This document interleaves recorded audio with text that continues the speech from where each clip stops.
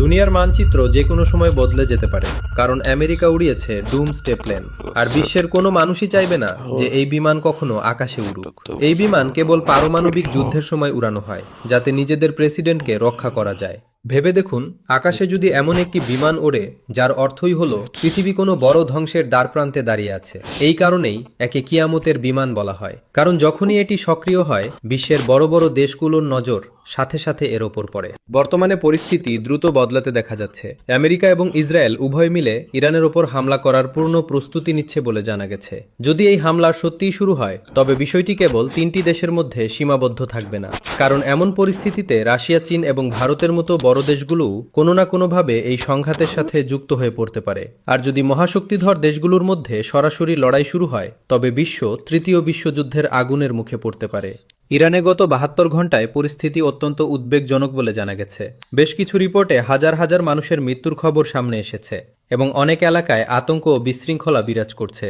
সেখানে ইন্টারনেট পরিষেবার ওপরও অনেক জায়গায় নিষেধাজ্ঞা জারি করা হয়েছে, যার ফলে সঠিক তথ্য বাইরে আসা কঠিন হয়ে পড়েছে।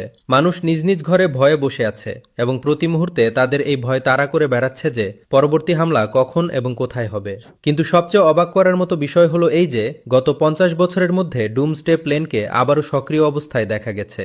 এটি কোনো সাধারণ ফাইটার জেট নয় এবং কেবল বোমা ফেলার বিমানও নয়, বরং এটি আমেরিকার একটি চলন্ত নিউক্লিয়ার কমান্ড সেন্টার।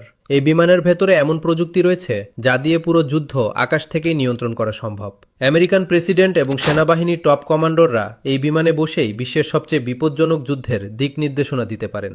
যদি মাটিতে থাকা সমস্ত কমান্ড সেন্টার ধ্বংস হয়ে যায়, তবুও এই বিমান আকাশে থেকে পুরো সামরিক ব্যবস্থা নিয়ন্ত্রণ করতে সক্ষম। সবচেয়ে ভয়ের বিষয় হলো এই বিমান টানা 7 দিন পর্যন্ত আকাশে থাকতে পারে। একে আকাশেই জ্বালানি সরবরাহ করা সম্ভব এবং এর সুরক্ষা ব্যবস্থা এতটাই শক্তিশালী যে এটি নিউক্লিয়ার বিস্ফোরণ, রেডিয়েশন এবং ইলেকট্রোম্যাগনেটিক অ্যাটাক পর্যন্ত সহ্য করতে পারে। কিন্তু এখন সবচেয়ে জরুরি কথা, দেখুন পরিস্থিতি মোটেও ভালো নয়।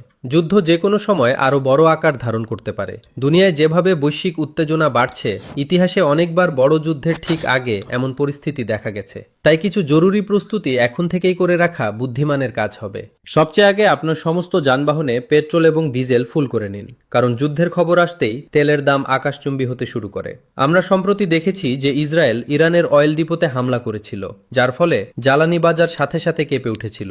ঘরে অন্তত 1 বা 2 সপ্তাহের বাজার অগ্রিম অবশ্যই রাখুন, কারণ যদি পেট্রোলের দাম বাড়ে তবে পরিবহন খরচ বাড়বে এবং এর ফলে খাবার দাবারের জিনিসের দামও দ্রুত বেড়ে যেতে পারে।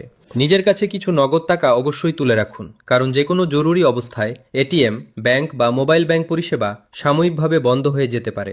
অনেক সময় সংকটের সময় ডিজিটাল পেমেন্ট সিস্টেমও প্রভাবিত হয়। একটি অফলাইন ম্যাপ অবশ্যই ডাউনলোড করে রাখুন, কারণ জরুরি পরিস্থিতিতে ইন্টারনেট শাটডাউন হতে পারে। এমন সময়ে নেভিগেশনের জন্য অফলাইন ম্যাপ খুব কাজে আসে।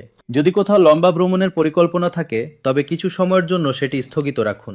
1 বা 2 মাস পর পরিস্থিতি পরিষ্কার হয়ে গেলে তখন আরামসে পরিকল্পনা করা যেতে পারে। আর সবচেয়ে জরুরি কথা, এই তথ্য শুধু নিজের কাছেই রাখবেন না, আপনার পরিবার এবং বন্ধুদেরও সতর্ক করে দিন, কারণ ইতিহাস বারবার এটাই শেখায় যে যে কোনো বড় সংকটে সবচেয়ে বেশি